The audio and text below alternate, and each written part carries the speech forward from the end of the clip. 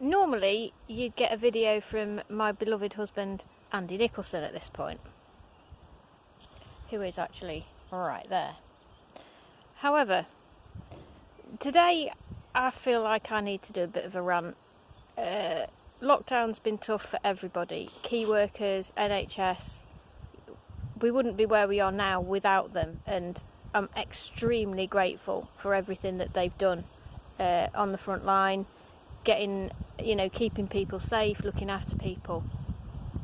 And this past week on the news, there's been a lot of arguments and conversations about the actions of a certain Prime Minister's aide, making his family safe by driving them the other side, lengthways of the country, to his parents' cottage, which isn't much because it's just block.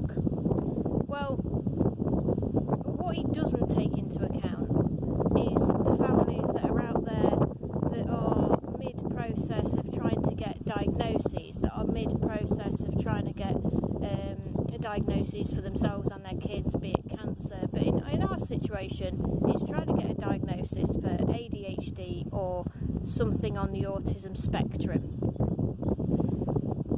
That relates to Holly, my little girl, my 14-year-old little girl. And for her entire life, I've been trying desperately to get people to listen and to take note of her behaviour and how she is and how easily led she is and has been. And to date, in the past 4 years, we've had a couple of incidents involving the police, neither of which were her fault. But because she's so easily led and because she won't see the world how we see it, and because she thinks everybody's her friend and has no inhibitions or fears, we were in that particular place. Thankfully, those days have passed. However, we, just before lockdown, finally got through to getting a paediatrician's appointment. Finally got on that first rung of a ladder that I've spent 14 years trying to get to. Now, I know there's going to be families out there that are a lot worse off than me. Don't get me wrong. I'm not saying that I'm the only one. If anything, I'm trying to make the point that no matter what their situation, families are fighting and struggling to carry on. And lockdown, in some respects, is more difficult for some people than it is for others. And for us, Holly's safe place was school. So to be told at the beginning of lockdown she couldn't be there anymore was an absolute nightmare for her, because that was where she felt confident. That was where, unlike most children, where they kick off at school and are behaved at home, Holly's the role reversal, in that she's more relaxed and calm at school because she has structure, she has routine, she has a timetable, she knows her teachers can help her with questions, she knows where she is, and she knows what she's got to do, when she's got to do it, and what's expected of her. And she has peers. And she has peers, as my husband said in the background. So, the beginning of lockdown, we were all in a bit of a quandary as to how it was going to go. And we did give her a timetable. She, to be fair to her, has sat down and had a structured day as best as she can have, and she's got on with the work as best as she can.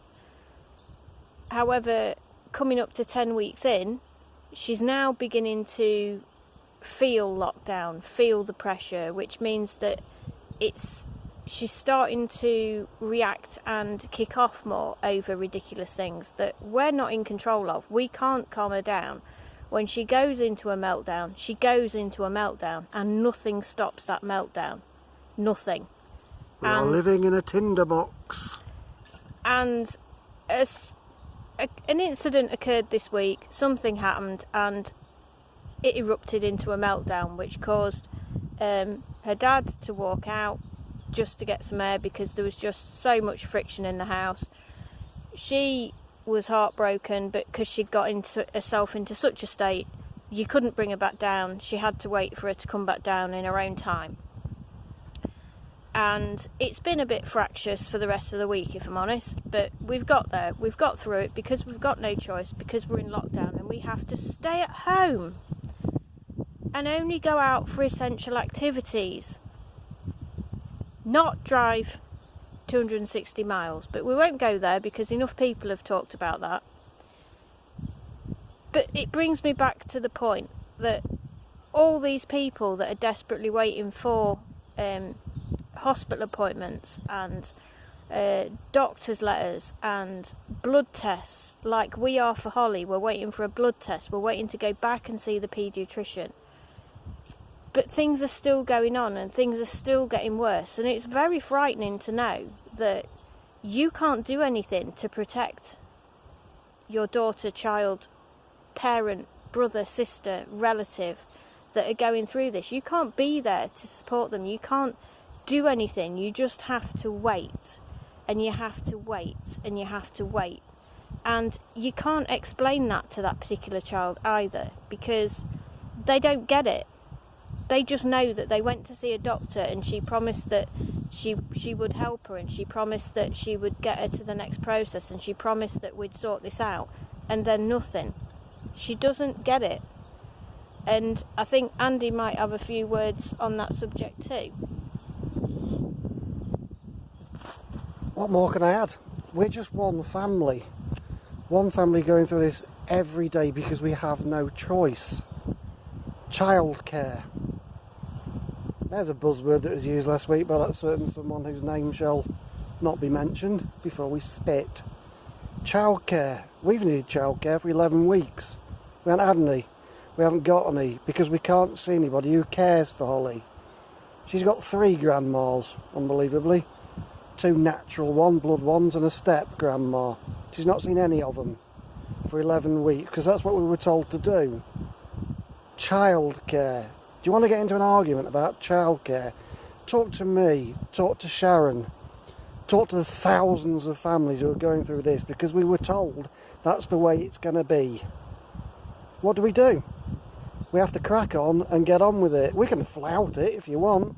We can go and see my mother tomorrow and leave Holly there for the rest of the week. That'll be a piece of piss.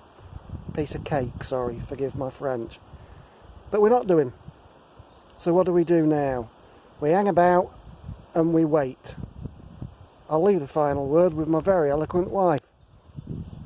Like he said, we wait, we be patient and hope that soon, when things are safe, not to be rushed, but when things are safe, appointments can start to be had and families can start and pick up where they left off, and families can start and get answers to questions that they've been asking for years.